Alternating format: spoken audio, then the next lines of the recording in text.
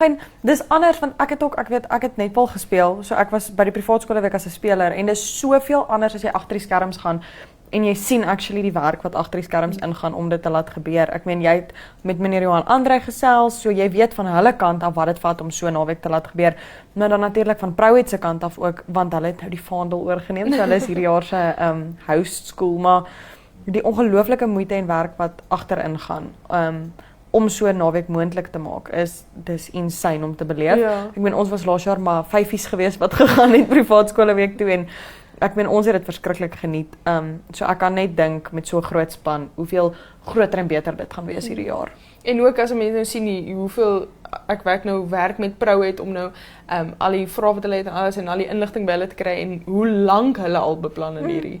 So en dan is dit net so 'n japtrap in 4 dae klaar en dan is alles weer oor en verby en dan begin die volgende skool. Ek weet juffrou Christina, ek is nie seker of jy met haar gesels het, Ja, maar ja. sy het al laas jaar vir my begin vra oor 'n privaat skole week. So hulle werk baie lank en baie hard daaraan.